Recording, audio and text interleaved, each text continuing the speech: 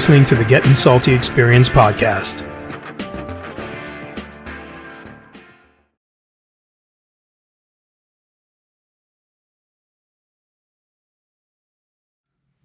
All right, Leatherhead Nation, here we go. A brand new segment for the Gettin Salty Experience podcast. It's called A Walk Through the Life of. It's going to be a historical New York City fire department piece, and we're going to walk through the life of a very famous person from the fire department. So let's go pick up my partner, and we will fill you in on who that might be. So let's go.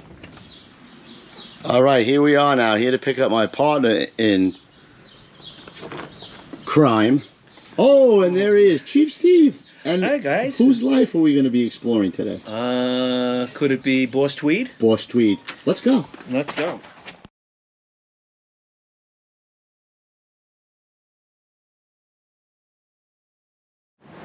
Okay, so we circled all around Lower Manhattan to find One Cherry Street. One Cherry Street, and it was a difficult process. We're on Cherry, right off of Clinton, and this is what's here today. The PJs, the projects.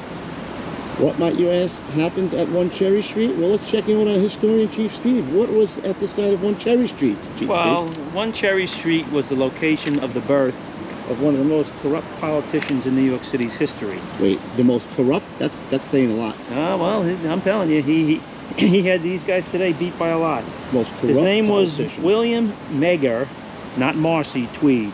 William Megger Tweed. Yes, and he was born here on April 3rd, 1823. And as you see, the way it was back then is not the way it is now. Nope. Totally different thing, but this was the location of his birth. Like I say, one of the most corrupt politicians in New York history. Went on to serve many political positions, including in the U.S. House of Representatives. Became mega wealthy by appointing himself politically into different positions. Director in the Erie Railroad, director of the 10th National Bank, director of the New York Printing Company, which he purchased, and then made all New York City's agencies purchase their printed material from him at exorbitant prices. He owned the Metropolitan Hotel. He was uber wealthy. When they finally took him down, which we'll talk about later,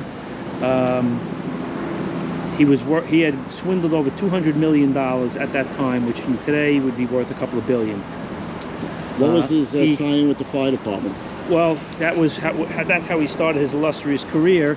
He became a volunteer in the fire department. He served originally at Engine 12.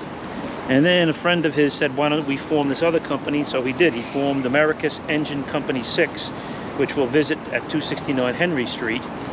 And from there, because the volunteer firemen were very politically powerful, he started his realm into politics.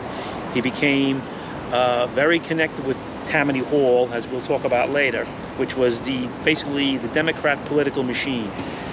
They got our voters, which they mainly got the Irish to vote the way they wanted to vote. And once they got themselves voted into these positions, they started doing all this political nonsense where they put their friends into different positions to further empower themselves. He got a judge to appoint him as a lawyer when he never went to law school. Minor technicality. Or learn anything about law, so that then he could have clients, city clients, where he charged exorbitant fees for that. It went on, and but it all started with the fire service. It all started where he became a volunteer fireman, because back in the day when he started in 1850, the volleys were very politically connected, and that was your foot in the door.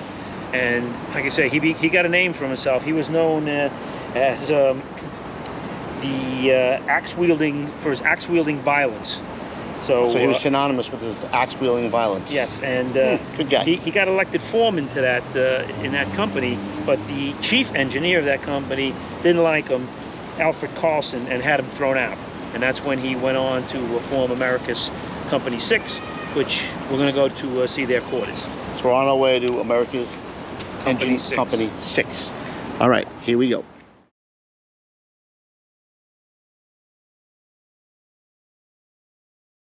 Wow, they did some job problem. All right, Chief Steve. We are walking through the steps of history with Boss Tweed and this firehouse. Former firehouse. Former firehouse. Began as America's Engine Company number 6.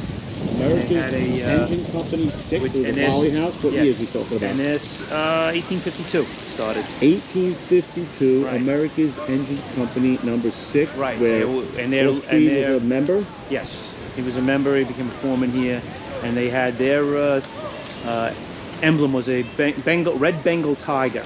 That was what they used as their. So this was taken over now. Well, it was actually after that. It became what, 15 engines? It became 15 engine of the FDNY. About what year was that? 15 engine. Well, it probably became that in 1898 when the New York City Fire Department became, you know, well, actually, it might have happened before. It might have happened in 1865. I'd have to check that. 1898 is when the 5 boroughs became one, but this was probably from 1865, like I said. 1865? We'll check on that further. But up until about 20 years ago, 15 engine was quartered here. But the building was in such bad repair, such terrible shape, that the fire department abandoned this building, brought 15 engine over to the old 17 engines quarters with 18 truck, which is on Pitt Street, only 2 blocks from here, and they gave up this building to the people that they never owned the building. This building was given to them by the original owner of the building, with the provision that it could only be a firehouse. If it wasn't a firehouse, it would return back to the people that owned it, which is the Henry Street settlement. They own this whole block. This is like a neighborhood center. You can see from the front. But what they did is they put a tremendous amount of money into this building, because this building was virtually falling down when the the bricks were falling out, right? The stairs bricks were falling out. The stairs were all lopsided inside. The building was virtually falling apart. They had to put millions into this building to do what they did. They've done a terrific job of restoring this building to the original way it looked. If you notice here, what they didn't change at all is the width of the apparatus doors. This was the actual width of the apparatus doors, and engine 15 couldn't have the regular mirrors on their rig. They had mirrors that were up against the right up against the doors of the cab, because you couldn't fit, the rig wouldn't fit in here with regular mirrors. When the chauffeur would pull into the block here, what he would do is he would pull. There's a parking lot across the street, and they would hit a button and they would open the gate on the parking lot, so that they would make a clear stream right into quarters, because it was so tight. They couldn't be on an angle at all. They had to come in perfectly straight. Come back perfectly straight. They had to come back perfectly straight into quarters, so they would pull into that parking lot and then come perfectly straight into quarters and back in. That was, like I say, that's not changed. See how narrow that door was. Well, they ain't pulling fire trucks out of here anymore. So. No, they're not pulling fire trucks out, so it doesn't matter. But they didn't change that. That's what the width of the doors were. And so this is where Boss Tweed set it off. This is where he got his start. Boss Tweed's career. His career of deception and crooked career. Yep. So let's walk down the street here a little bit. We'll check out these old buildings that are still here. These have all been renovated too. These buildings were built in the 1830s, so they're coming up on being 200 years old. 200-year-old buildings downtown Manhattan. There's a plaque here. This was built in 1832. Henry Street Settlement. This building, 1832. Not in bad shape for almost 200 years, huh? Nope. So a little piece of history right here. Yep. We all got it started. Where are we going now? One of the Tammany Halls we'll have to check out. Yes. Yeah. All right. Check a few Tammany Halls.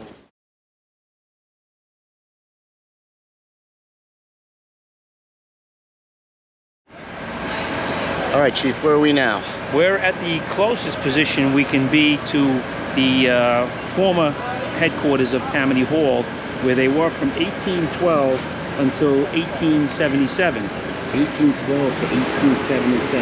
Yeah. Now, like I say, the closest we can be is because where this location is, they were at 170 Nassau Street, and that's before they built the Brooklyn Bridge. So now, with the Brooklyn Bridge in place, and they've changed everything, now you really don't have it here. At the corner here is 150 Nassau, and those buildings probably no longer exist. Right. So The next thing is a small little spot where Pace University is, and then there's the entrance to the Brooklyn Bridge, which all changed in 1883 when they built the Brooklyn Bridge. This whole area, the streets changed, but we're standing at the location where it would have been. 1812 to what year? 1877. 55 years they were there. 55 years, Tammany Hall was here. 1867, sorry. 1867, Tammany Hall. Tammany Hall. Boss Tweed set up shop, basically, after... Right. That was their third location. Actually, not only was it their third location, it was actually their first building. Prior to this, as we had said before, they were just in the back rooms of taverns. Barden's Tavern on Broadway and Bowling Green, and So a political party established out of a tavern. Shocking. well, that's what they use as their headquarters until they got their own building, which this was the first location of their first building. Are we going to find space. looking for the tavern now? We'll take a look for the Let's see if we can go find the tavern of their original headquarters, Tammany Hall.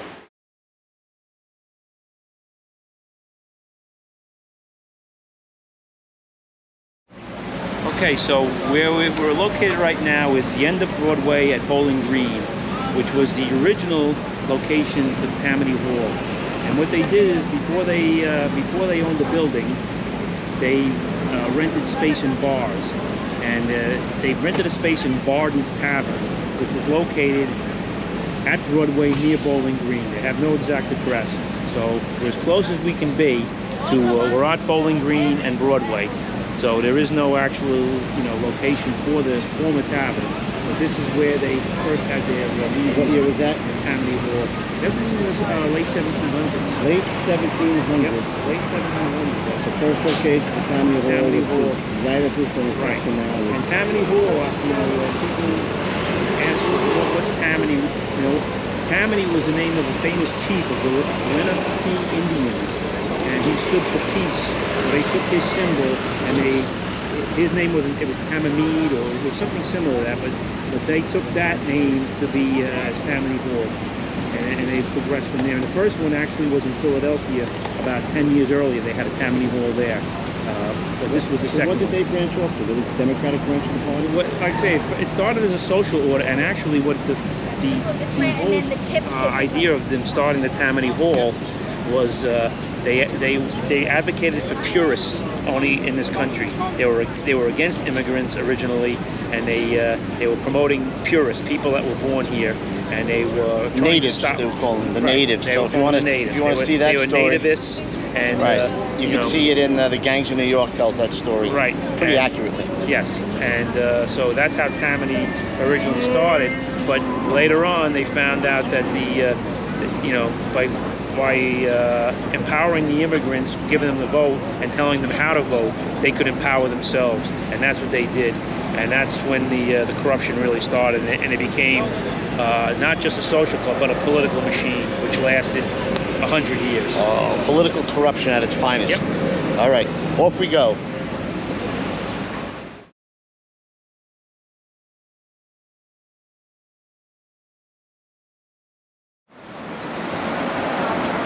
Okay, so we're out looking for Boss Tweed's first brownstone that he purchased, right? And Circa, what happened was... What year was this about? About 1852. 1852. Yeah, he was doing well with his corruption, making lots of money, and what he wanted to do was, at this point in time in New York City, this was a fashionable area. So, although he was from the downtown area originally, had some bucks now, and decided to move in, and there it is, 41 West 36th Street. 41 West 36th Street was originally a brownstone, Right. purchased by Boss Tweed in 1850s, you said? About 1852. 1852. As you can see now, the frontage is different, but if we pan over this way, you can see some of the old brownstones. What it was similar to like, similar like, and this was probably the frontage here from brownstone to brownstone.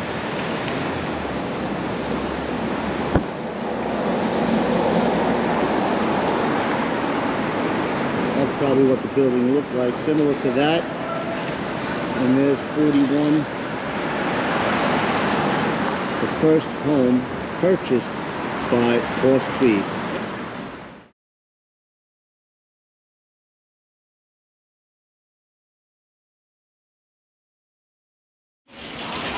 So we're at the location of the final demise of Boss Tweed. Tell us where we're at, Chief. We are at 350 Grand Street, which takes the entire square block of where the Ludlow prison used to be. So he died in jail, basically. He died in the Ludlow Street jail. What year was that? Well, he died in 1878, April 12th of 1878. Only 55 years old, I believe. 55 years old, Yeah. and 45 of that being a corrupt politician, just about. Yep, just about. And this jail was built in 1862 and closed in 1927. And other than Boss Tweed, the only other famous inmate here was a woman named Victoria Wood, who her claim to fame was she's the first female to run for president of the United States. Oh, and she wound up in jail. She wound up in jail. I have to enough. figure out what she was in jail So this for. was the home for wayward politicians. Yes. All right. And then now it is it's called it was originally became the Seward Park campus, but they've done what they've done with a lot of high schools now. It's like 5 different high schools in one building.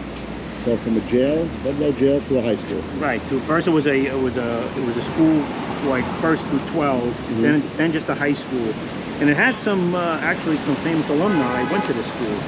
Tony Curtis went to this school. Walter Matthau went to this school, and there were actually a few others, but those are the 2 most famous people that went to this high school. And there we are, Ludlow jail.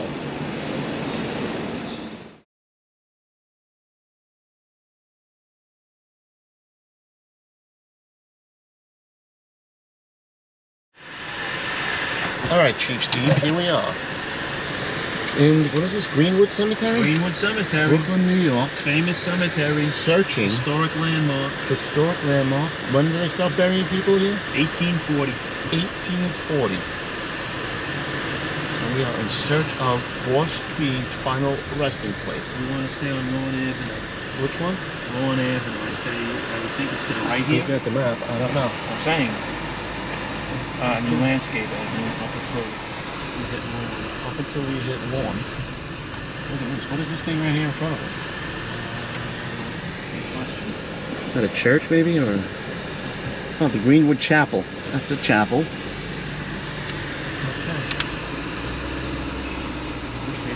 There's a designated a little bit. There's a What's that street sign say? up there.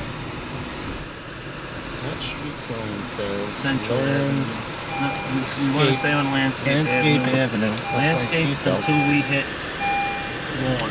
Until we hit lawn. Yeah, we said well, we gotta go by those ponds. Alright, there's the pond. What are doing? Keep saying landscape. This is Landscape Avenue. We're And going. landscape. Yep. Landscape Avenue. Nice cemetery. As far as cemeteries go, anyway. Looking for Lawn Avenue. Lawn Avenue. What do we got there? That's Lawn Avenue. Alright. Walk Lawn Avenue. How far? Once we pass Chapel Avenue, That's Aaron Path. yeah, we Like gotta that? go wide. No, we gotta go ways. A ways up. Ways in. Alright. A lot of dead people in here. They ain't talking. No. Nope, I don't think they're available for overtime. All kind of watching the people walk. People coming.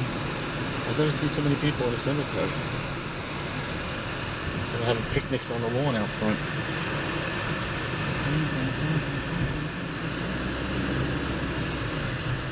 Crocus Path? No. Nope. Stay to the right.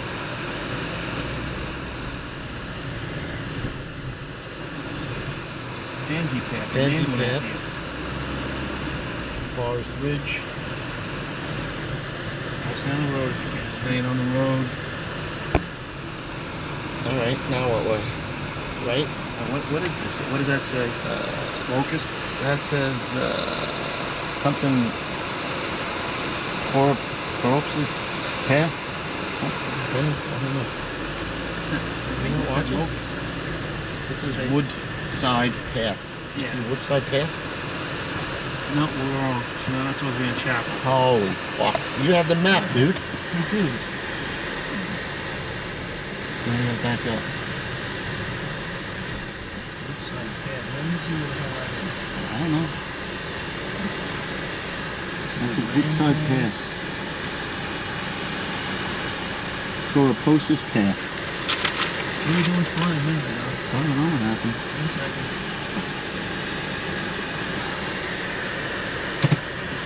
Like a U-turn here. Go back. This is Locust Avenue. You got a We Locust. want to be on Locust Avenue. You want to be on Locust? Yep. Do we want to be on Locust? Okay. Well, that's where we Where do are. we pass This is an old one over there. It's Chapel Avenue? What do we got here? What's the mark? This is Mossy Path, Locust Avenue, and Mossy Path. Mossy Path. You see a Okay, I see. Okay, well, Mossy Path? Mossy Path. We're at our location. We're at our location. Now we gotta find the grave. Now we gotta go looking for the grave. All right. I'll park in the shade here. Nicey nice. Mossy Path. Shut the car off. Which side is he on? To the left? Yes. There's also. Alright. Grave Hunters. That's the next segment. Grave Hunters. Up Mossy Path. Whoa, don't fall. Look out. Fell in a ditch.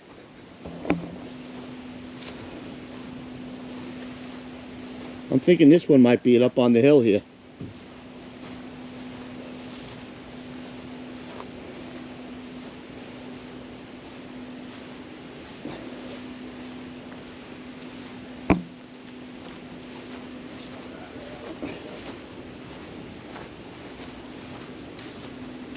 Maybe that one over there.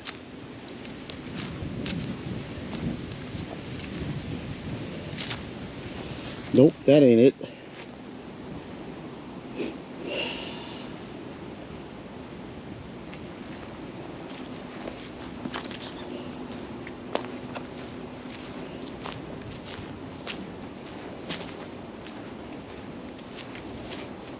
Red Rover, send Boss Tweed on over.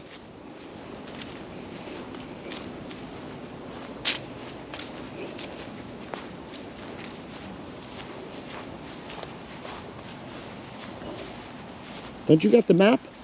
Doesn't give you the exact location. Not exact? It was off Mossy Path. How far was that? Where was You're on Mossy Path. Huh? You're on it. This is Mossy Path? Yeah. This is bacon. Bacon, bacon, bacon, bacon, bacon, bacon, bacon.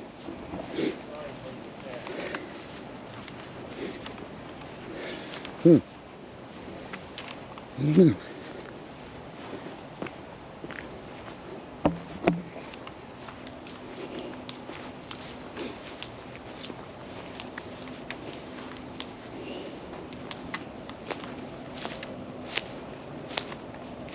Should have brought my phone. They showed a picture of it actually. Would have been easier to identify.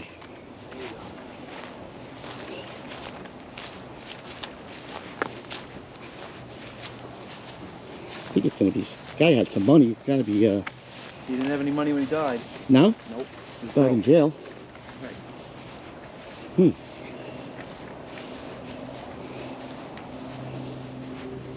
Oh, here it is.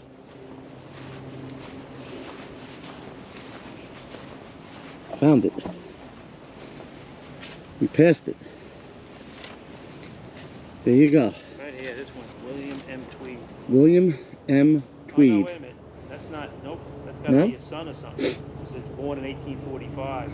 William Magger, son of 1870. What year did he die? That's him, center. He's in the center. William M. Tweed, April 9th, 18. Am I allowed to go in here?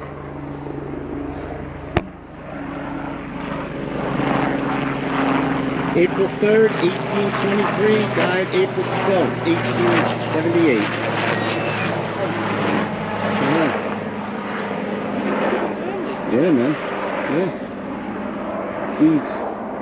Which one died the, this one right here, died in it's 1873. 1920, 1937. That's Douglas. I don't know how they were related.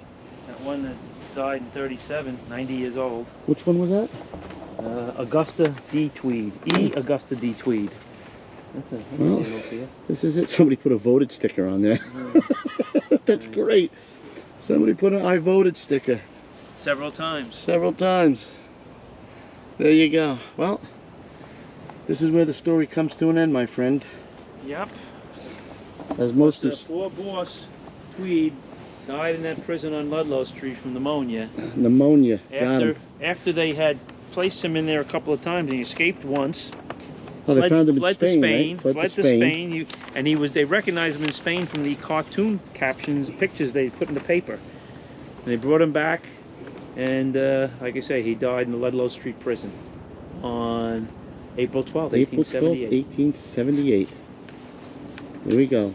All right. So who are we doing next, I believe? Smokey Joe, right? That's what you said. We're And doing- don't forget, we got to do the Haunted Firehouse. Oh, that's coming up next year, too. We got a lot of Haunted stuff coming up Firehouse. on Haunted Firehouses. Well, that's it from here. At the, what is this? Evergreen? No. What is it? This is, what do you call it? The Greenwood. Greenwood. Greenwood Cemetery. From Greenwood Cemetery. Historic Cemetery. Signing out. Chief Steve, thanks for all the help. We'll see you in the next episode.